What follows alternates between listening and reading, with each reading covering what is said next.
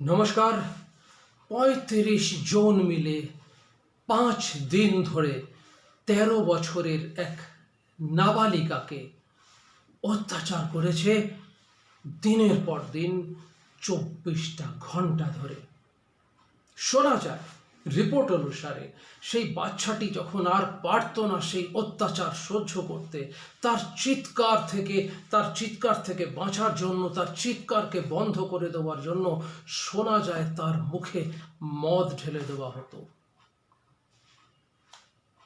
এই ৫টা দিন সেই নাবালিকা শিশুটি কতবার হাত জোর করে সেই ৩৫ জনের কাছে বলেছে, আব হামকো ছোড় দো ভাইয়া, আব হামকো ছোড় দো ভাইয়া।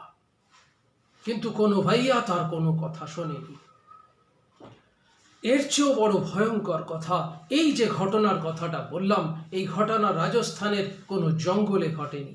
এই ঘটনা ঘটেছে শহর অট্টালিকার কংক্রিটে। শহর অট্টালিকার কংক্রিট বলতে এক অটোওয়ালা, সে ওই মেয়েটিকে নিয়ে তার বাড়িতে পৌঁছে দেবে বলে, কারণ সেই মেয়েটি বলে, অটোওয়ালা अंकल मुझे मेरा घर जाना है। তো অটোওয়ালা अंकल বলে, ঠিক है बेटा चलो घर छोड़ देता हूँ।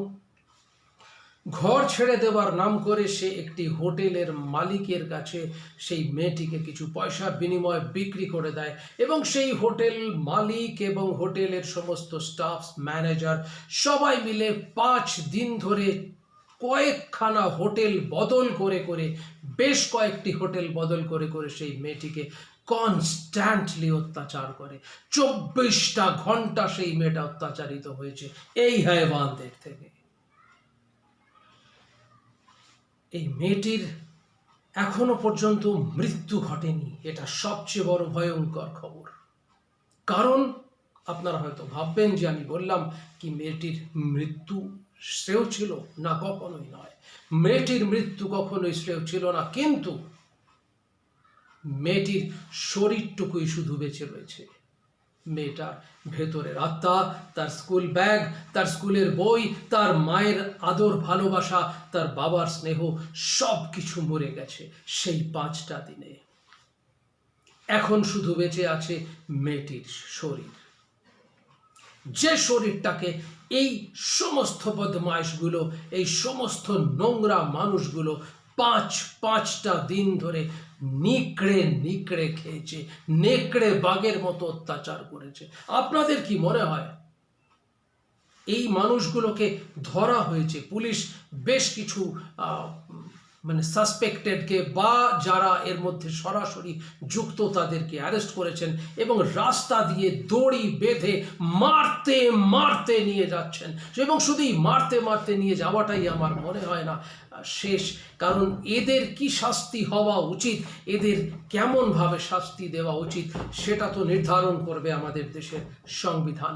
কিন্তু আমার আপনার মতো সাধারণ মানুষের যখন গায়ের লোম খাড়া হয়ে যায় এই ধরনের ঘটনা শুনে, তখন আপনারা আমাকে কমেন্ট করে জানান যে এই মানুষগুলোর কি শাস্তি হওয়া উচিত। আমি জানি না আমাদের দেশে, আমাদের ভারতবর্ষে ধর্ষণের শাস্তি নিশ্চয়ই হয়, এবং সেই শাস্তিতে তারা শাস্তি পাবেন, কিন্তু সবচেয়ে বড় কথা হচ্ছে এটা বড় সময় সাপেক্ষ হয়। মেয়েটি বিছানায়, হসপিটালের বিছানায় শুয়ে চোখ বন্ধ করে কাঁদছে, হামকো वो लोग मार दिया, হামকো वो लोग ऐसे ही मार दिया।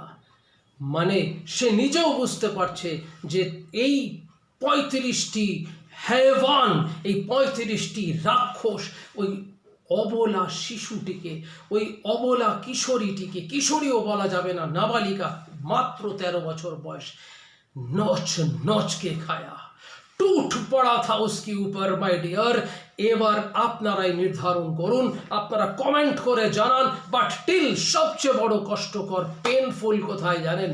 আমরা যখন রাজ্য, রাজনীতি সব কিছু নিয়ে আলোচনা করি, কিন্তু এই মেয়েটির জন্য কোনো প্রোটেস্ট তৈরি হয়নি গোটা দেশ জুড়ে। এই মেয়েটির জন্য গোটা দেশ জুড়ে কোনো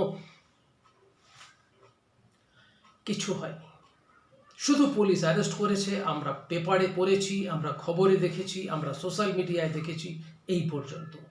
কিন্তু এটা হওয়ার কথা ছিল কি? না, এটা হওয়ার কথা বোধহয় ছিল না। আমার তথ্য যদি ভালো লাগে আমার ভিডিওকে লাইক শেয়ার কমেন্ট করুন, প্রচুর শেয়ার করুন, যাতে এই হায়ওয়ানদের ছবিটা গোটা ভারতবর্ষ সহ গোটা পৃথিবী দেখতে পায়। সঙ্গে থাকুন, দেখতে থাকুন। নমস্কার।